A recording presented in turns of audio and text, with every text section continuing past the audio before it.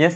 ఇక నుంచి మనం చేసే utility bill payments, credit card bill payments, mobile recharges, DTH recharges వాటికి కూడా మనకి అప్ టు 2% అయితే క్యాష్ బ్యాక్ అయితే ప్రొవైడ్ చేస్తున్నారు.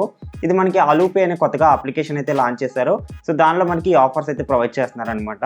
ఈ అప్లికేషన్ ఏంటి? ఎలా యూజ్ చేయాలి? క్యాష్ బ్యాక్ ఎలా వస్తుంది? వాటిని ఎలా ఎర్న్ చేసుకొని రిడీమ్ చేసుకోవాలని క్లియర్‌గా చెప్తాను. రిఫరెండ్ ఎర్న్ కూడా మంచి ప్రోగ్రామ్ అయితే ఉంది. సో, దాని గురించి కూడా ఇన్ డెప్త్‌గా అయితే చూద్దాం.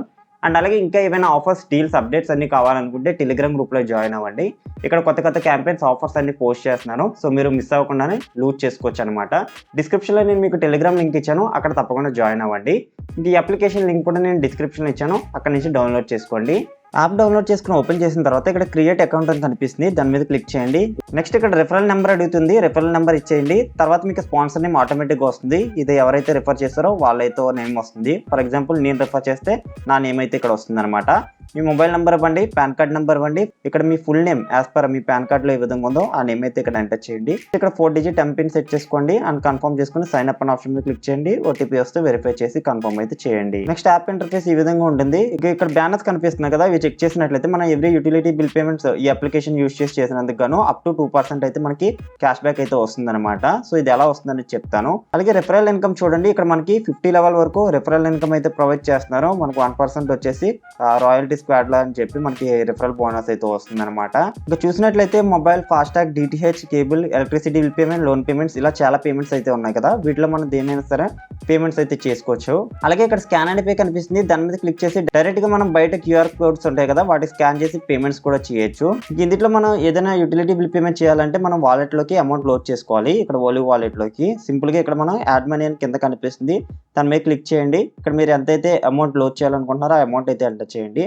ఫర్ ఎగ్జాంపుల్ నేను ఇక్కడ ఒక 200 రూపీస్ అయితే ఎంటర్ చేస్తున్నాను. సబ్మిట్ అయితే చేస్తున్నాను. అంటే నేను ఏదైనా సరే బిల్ పేమెంట్ చేయాలనుకుంటే ముందుగా ఇందులోకి అమౌంట్ అయితే యాడ్ చేసుకోవాలన్నమాట. సో, యాడ్ చేసుకుంటున్నాను. వాలెట్లకి అమౌంట్ అయితే యాడ్ అయిపోయింది అనమాట. నెక్స్ట్ ఇక్కడ ఓలీ వాలెట్లోకి వచ్చినట్లయితే మనకి అమౌంట్ అయితే యాడ్ అయిపోయింది. ఓకే, సో నేను ఇక్కడ చూడొచ్చు 200 రూపీస్ అనేది యాడ్ మనీ అయితే చేసుకున్నాను.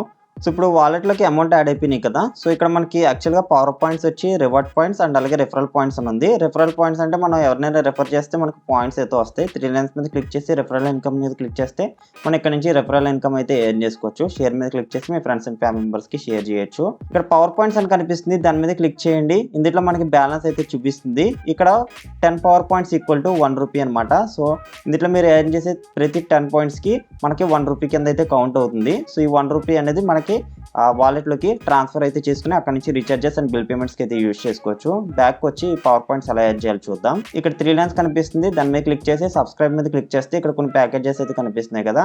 ఇక్కడ మినిమం వచ్చేసి 99 రూపీస్ పెట్టి తీసుకుంటే మనకి 1500 పవర్ పాయింట్స్ అయితే వస్తాయి. 10 power points equal to 1 rupee కింద కౌంట్ చేస్తున్నారు. ఇలా వచ్చిన పవర్ పాయింట్స్ ని మనం రీఛార్జెస్ అండ్ బిల్ పేమెంట్స్ చేస్తాం కదా, అప్పుడు మనకి క్యాష్ బ్యాక్ అనేది వస్తుంది అనమాట. ఇందులో నుంచి కట్ అయ్యి 2% క్యాష్ బ్యాక్ వస్తుంది. వాటి నుంచి మనం బ్యాంక్ అకౌంట్లకు కానీ దేనిలో స్కాన్ అండ్ పే కానీ లేదా రీఛార్జెస్ అండ్ బిల్ పేమెంట్స్ కానీ యూజ్ అయితే చేసుకోవచ్చు. నేను ఆల్రెడీ ప్యాకేజ్ తీసుకున్నాను. ఈ విధంగా ప్యాకేజ్ సెలెక్ట్ చేసుకుని పేమెంట్ అయితే చేసేసాను. సో, ఇంకా నేను మొబైల్ రీఛార్జ్ చేయాలనుకుంటున్నాను. మీరు కావాలనుకుంటే డిటిహెచ్ బిల్ పేమెంట్స్ ఏదైనా సరే మీరు చేసుకోవచ్చు అనమాట. ఇంకా నేను ఎయిర్టెల్ రీఛార్జ్ చేయాలనుకుంటున్నాను. ఎయిర్టెల్ సెలెక్ట్ చేసుకున్నాను. ఇక్కడ వ్యూ ప్లాన్స్ కనిపిస్తుంది. దాని మీద క్లిక్ చేస్తున్నాను.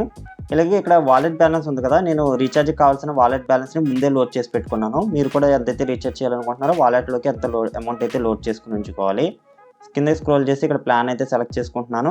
అండ్ ఇక్కడ మొబైల్ నెంబర్ అయితే అడుగుతుంది. మొబైల్ నెంబర్ అయితే ఎంటర్ చేస్తున్నాను. నెక్స్ట్ ఇక్కడ పాస్వర్డ్ అడుగుతుంది. పాస్వర్డ్ అయితే ఎంటర్ చేయండి. సబ్మిట్ అయితే క్లిక్ చేస్తున్నాను. మన వాలెట్ నుంచి కట్ అయిపోయి ఇక్కడ రీఛార్జ్ అయితే సక్సెస్ అవుతుంది. ఇలా వస్తే మనకి రీఫ్రెష్ అని కనిపిస్తుంది కదా. సో, రీఫ్రెష్ మీద అయితే క్లిక్ చేయండి. సో, రీఫ్రెష్ మీద క్లిక్ చేస్తే ఇక్కడ చూడొచ్చు మనకి సక్సెస్ అయితే అయిపోయింది అనమాట. మొబైల్ రీఛార్జ్ కూడా సక్సెస్ అయిపోయింది.